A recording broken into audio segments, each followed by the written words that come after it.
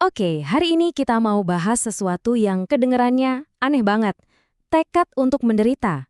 Gimana ceritanya seseorang justru punya tekad untuk mengalami hal yang menyakitkan? Yuk kita coba bedah bareng-bareng apa sih sebetulnya makna di baliknya? Nah, pusat dari semua ini datang dari kutipan yang satu ini. Bahwa aku menderita, itu baik bagiku. Kalimat ini kan rasanya bertentangan banget sama semua insting kita. Sejak kapan coba penderitaan itu dianggap baik? Ini dia paradoks yang bakal kita coba urai. Jadi, pertanyaannya kan jelas banget ya. Gimana caranya penderitaan itu bisa jadi hal yang baik? Apa ada logika tersembunyi di balik ide ini? Menurut gagasan yang lagi kita dalami ini, jawabannya ada pada cara kita memandang tujuan dari penderitaan itu sendiri. Oke, untuk bisa jawab itu, kita harus mulai dari dasarnya dulu nih. Apa sih sebenarnya yang dimaksud dengan tekad menderita? Ternyata, ini bukan soal panggilan buat menyiksa diri loh. Justru sebaliknya, ini adalah sebuah tekad batiniah, sebuah pola pikir yang sangat spesifik dan punya tujuan. Nah, pertama-tama, penting banget nih kita lurusin dulu. Ini bukan soal apa. Ini bukan filosofi menyiksa diri atau mencari rasa sakit tanpa arti. Sama sekali bukan.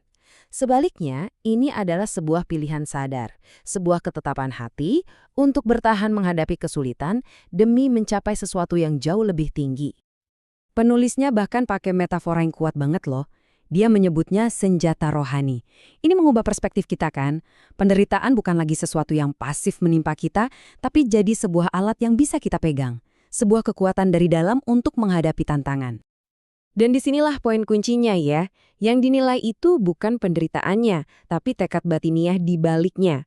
Seseorang bisa aja punya tekad ini pas hidupnya lagi baik-baik aja. Sebaliknya, banyak juga orang yang menderita tapi nggak punya tekad ini.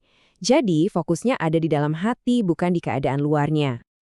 Oke, ini semua pasti bikin kita mikir kan? Buat apa sih? Kenapa ada orang yang secara sadar memilih tekad yang kayaknya berat banget ini? Jawabannya ada pada tujuan dari rasa sakit itu. Menurut gagasan ini, penderitaan yang dijalani dengan tekad yang benar itu akan menghasilkan manfaat-manfaat yang sangat spesifik. Manfaat-manfaat ini bisa kita lihat kayak sebuah perjalanan transformasi gitu, dalam 3 langkah. Mulai dari pemurnian pribadi, di mana kesulitan itu menempa karakter kita jadi lebih kuat, terus lanjut ke pendalaman rohani, di mana kita belajar untuk bersandar pada kekuatan yang lebih besar dari diri kita.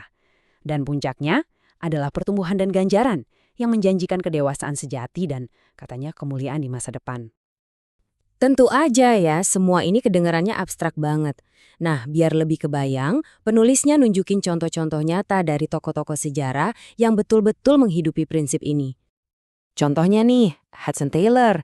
Dia tuh nggak nunggu susah datang, tapi dia secara aktif melatih dirinya buat siap susah. Dia sengaja tinggal di kamar kumuh, makan seadanya.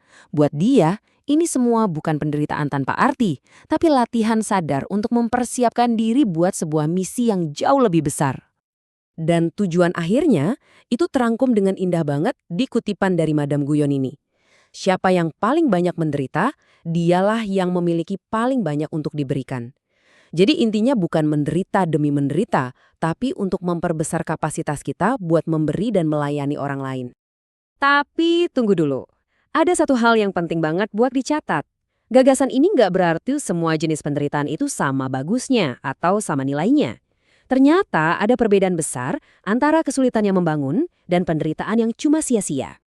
Jadi nilai dari penderitaan itu ternyata tergantung sama penyebabnya. Kalau kita menderita karena kesalahan kita sendiri, ya itu dianggap memalukan. Tapi kalau penderitaan itu datang karena kita melakukan hal yang benar atau karena keyakinan kita, nah itu justru dipandang sebagai sebuah anugerah, sesuatu yang mulia dan akan ada ganjarannya. Nah, ini dia nih peringatan paling besarnya. Bahaya dari penderitaan yang sia-sia. Ini kondisi di mana kita melewati kesulitan yang berat, tapi kita gagal mengambil pelajaran atau makna apapun di dalamnya. Terus, gimana caranya biar penderitaan kita nggak sia-sia? Teks ini kasih beberapa langkah praktis. Coba cari tahu apa pelajarannya. Jangan kabur dari situasinya sebelum waktunya. Dan yang paling penting, coba lihat bahwa mungkin ada tujuan yang lebih besar di balik semua yang terjadi. Dan pada akhirnya, ya semua pembahasan ini membawa kita kembali ke satu pertanyaan yang lebih besar, yang relevan buat kita semua apapun keyakinan kita. Apa sih sebetulnya hubungan antara kesulitan yang kita alami dengan tujuan hidup yang kita cari-cari? Nah, itu pemikiran yang saya mau tinggalkan buat Anda renungkan.